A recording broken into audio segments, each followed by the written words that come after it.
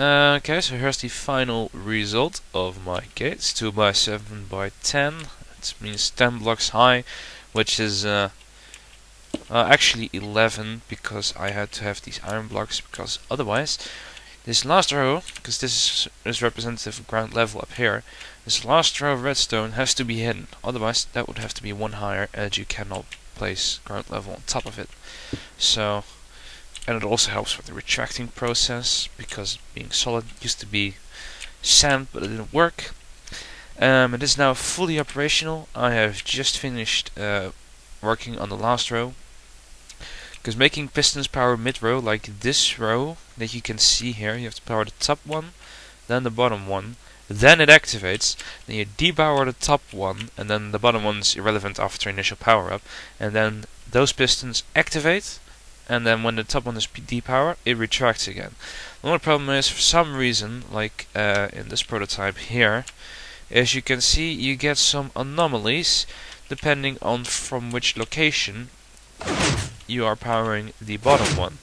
Like clearly as you can see, I'm powering the top one, powering the bottom one. Most of them work fine, not all of them. The position where this flow comes in, on every different side, every different location around the side, has different results up here, for the most part. Some of them like really close, like I think this one and this one and this one usually yield the same results. They're really grouped close together. That's why I have like this one, to like, because otherwise that last row wouldn't work properly. Equally for this one. This one, if I had on this corner, same for that one by the way, if I had on this corner it didn't work, if I here didn't work, all the way around didn't work, that one works. Let's block this up by the way. Would be that pretty. Okay, so everything is functional now, and we're going over for a final test. This is the everything included. It's already run once. First we have to power it up, which already fails. Oh no, it didn't. Just recording makes the pistons not actually be visible from some distance, because it actually turns out my my frame rate to such an extent that it doesn't actually catch that. Okay, so we turn it off again, and then we close in quickly so we can actually see the pistons in action. This is not yet optimized for timing, so it is still a bit slow. I know my frame rate is actually this slow when recording in Minecraft, but whatever. We'll deal with it. As you can see, it cycles correctly, it's just a bit very laggy. And then the last one, there we go. And all the set that was up here dropped down to ground level. Now the idea is that the direct row around it, I think will be sandstone, and then beyond that, except for this one obviously, I can optimize that. Actually, so we have minimum exposure on ground level. We can just make this one, and then we are capable of hooking up stone from... Actually, this works from 2 blocks over. So I can even go as far as to... Not fall to the ground, please. To say that... does that work? I don't know. Let's test it out. If it's 2 blocks away, does it still power everything? You are live witness. Well, mostly live witness. And yes, it actually does. So that's good news. It means we'll need to have 1 block of exposure on each side.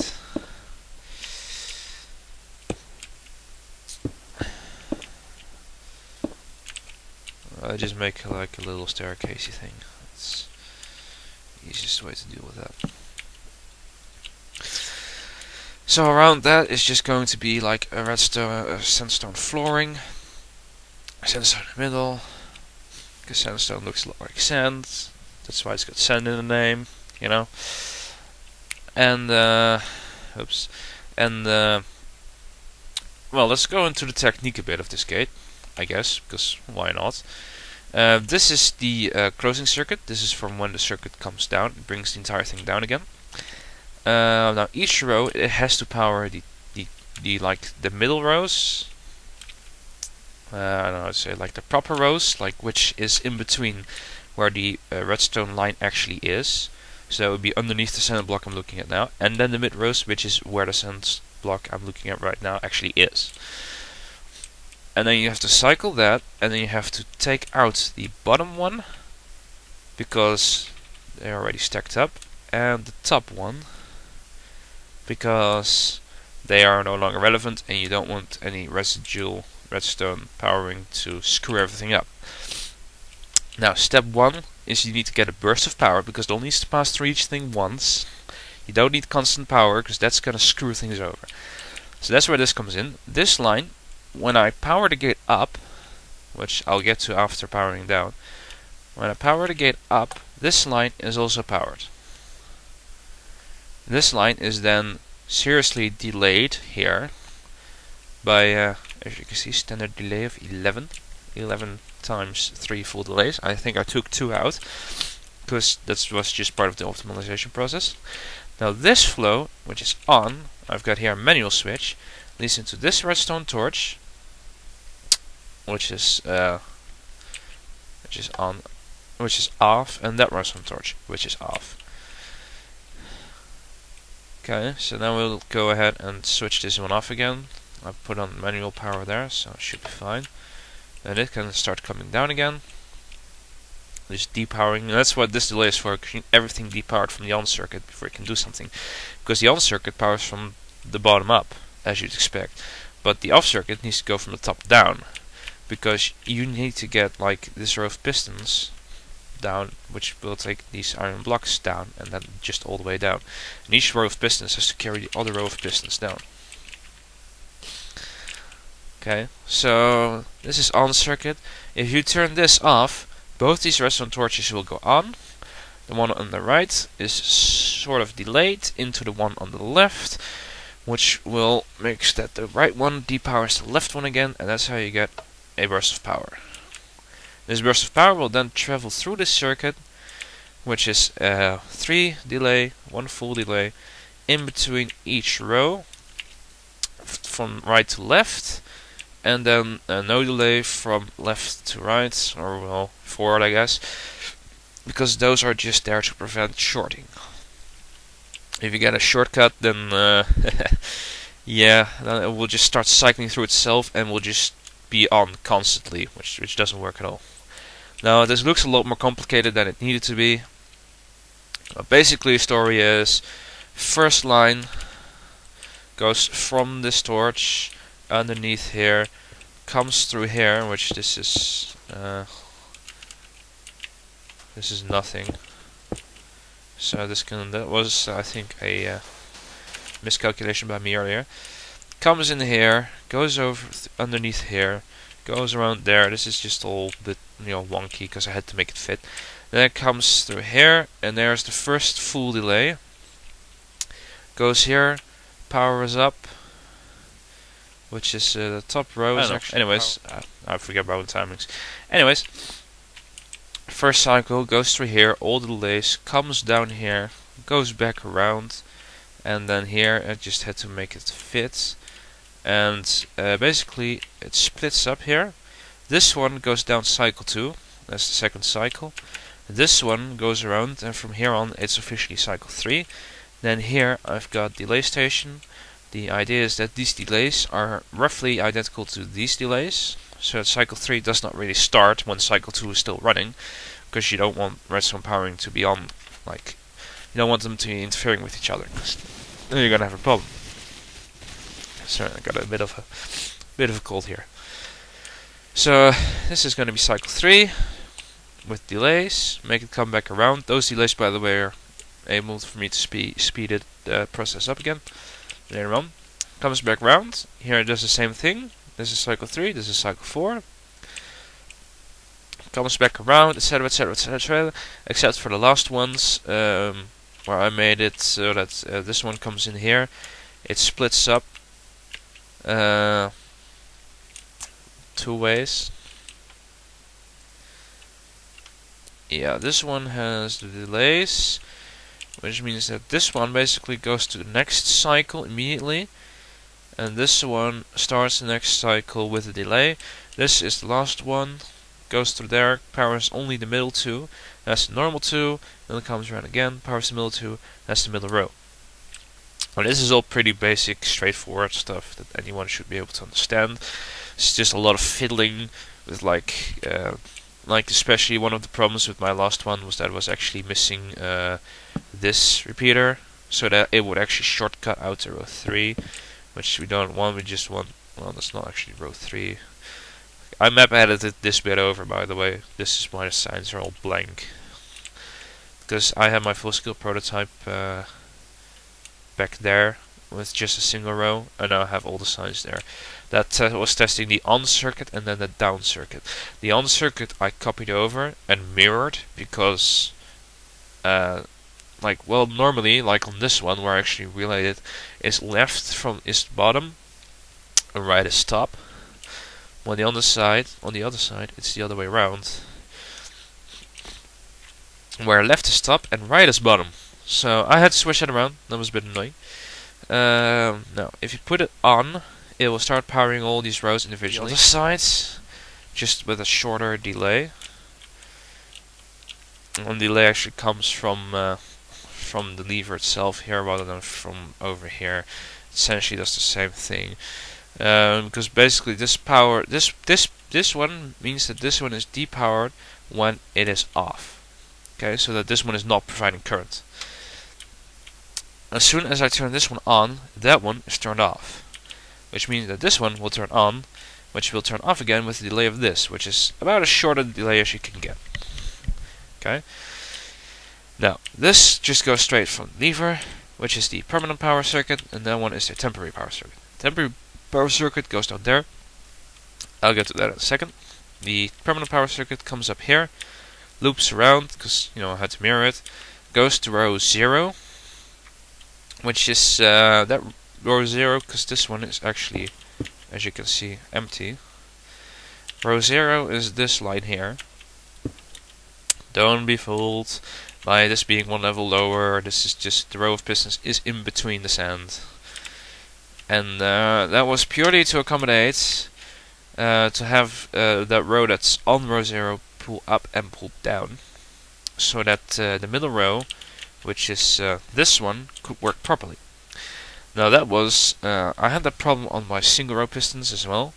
I guess on the second thought, it might have been the same problem as I encountered about 3 or 4 times after that. But I figured, I'll just, I did it now and it works, so I'll just leave it there.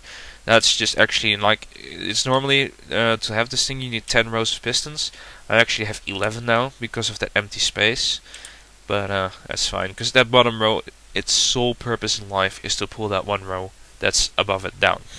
So its sole purpose in life as well is to, when you turn it on again, is to power row 0 first, so row 1 gets in place to be powered by the actual circuit. So anyways, it comes out here, permanent row, has a full delay. Now it splits up, row 0 has no delay whatsoever because it doesn't need one, because it can just power up no problem, there's nothing above it. Now row 1 is delayed, the whole circuit is delayed by another full delay, goes into row 1, only has the 2 full delays from the circuit. Row 2 has the full delays from that, and another full delay, and then a single one. 3 full delay, double one, 4 full delay, full one, 5 full delay, double one. So as you can see, I progressively delay everything a little bit more, and I have here, because instead of putting all like this delay here and there and everything, I decided to just make it double up here, so it'll make it easier, and this just powers the whole row up. Problem is, in the olden days, this used to work fine, no problem. You can just make it all power one after the other, no problem.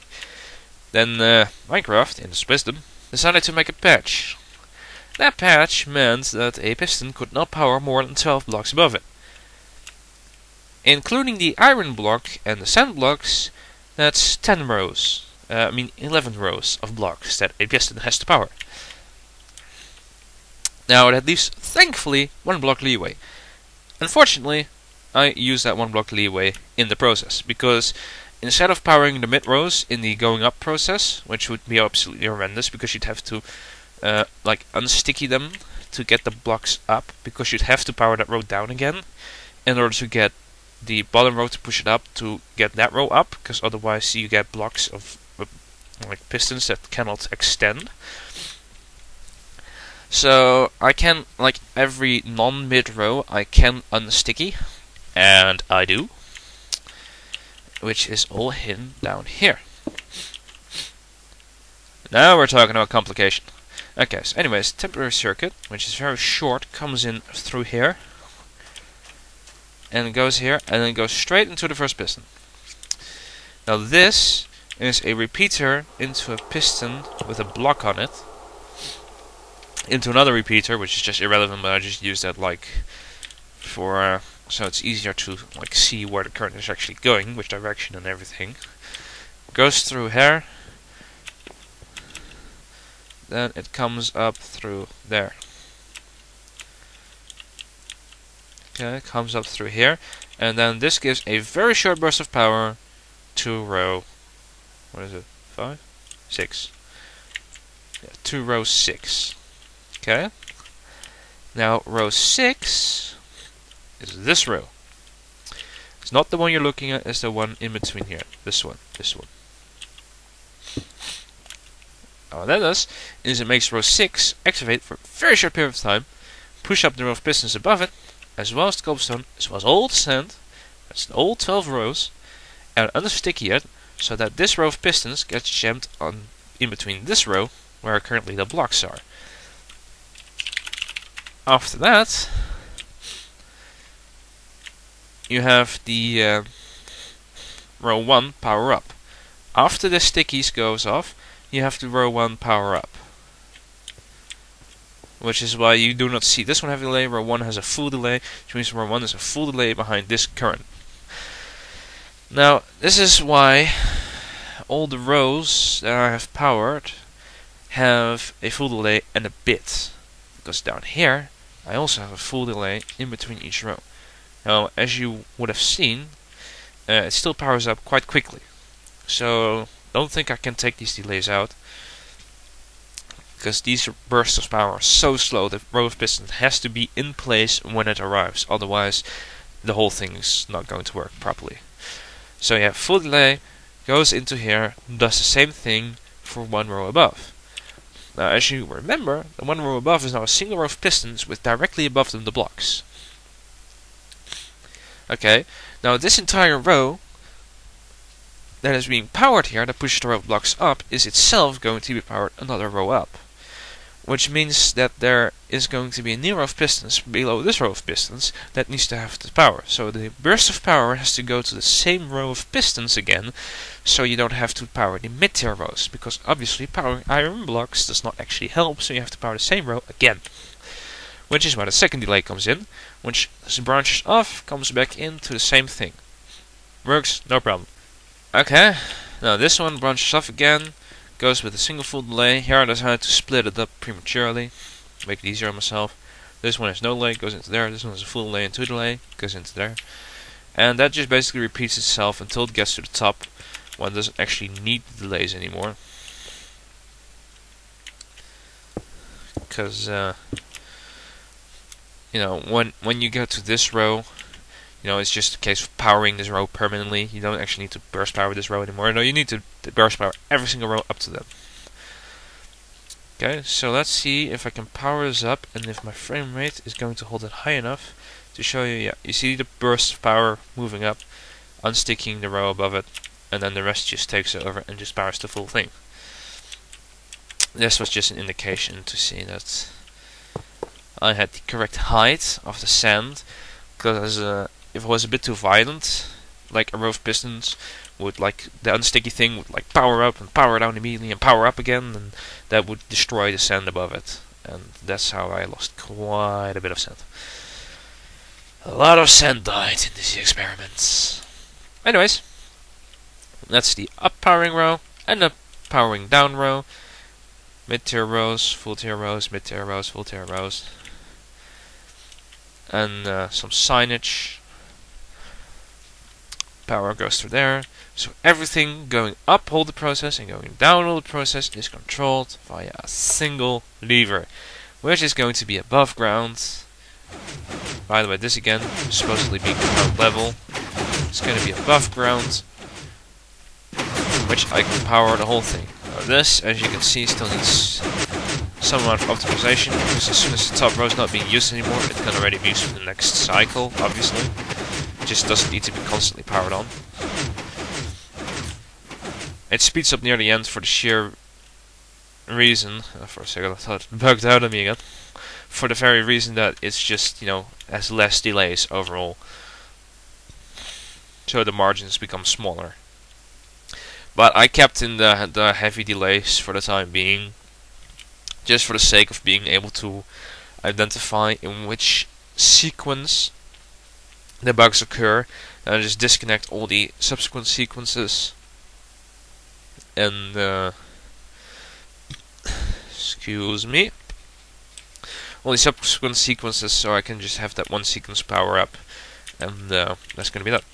Now this is where the gate is going to roughly be. Now as you can see, it's quite a bit deeper than it actually needed to be. And when I started this project, started off with some friends who, as you can see, place diamond blocks everywhere and those things, whatever they are, and villagers. Which still all need to die sometime.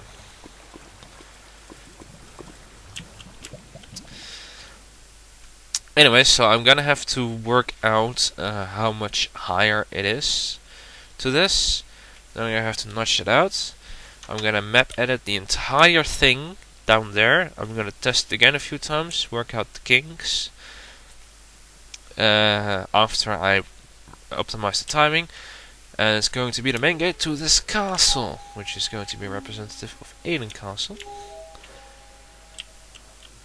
And this has also once been map edited to actually split up one row, so I can have this nice middle row here. And to make a throne and a nice like pointy roof and everything. Nice floor. Now, especially I love this part where you just have the smooth stone surrounded by the smooth bricks, which just makes it like a little galley or alleyway, or no, galley I guess. Then we got the floor, like Aden Castle is a bit lowered. It's of course all a little bit smaller than the actual thing would be, which is still quite freaking big. I mean, don't get me wrong. It's more about the feel of the thing and getting everything just right, you know. Like these slow traps. This is actually soul sand with ice underneath, which if you walk over it, you'll go really slowly. Like soul sand slows you down quite a bit. This one slows you down at least twice as much. And this is going to be the gate. This is a representation of 10 blocks high. That's where it's going to be. Which it's decent size. And then it was 1, 2, 3, 4, 5, 6, yeah, 7 wide. Which I guess, now I think back of it, was originally I was planning it to make 8 wide, 2 by 8 by 10.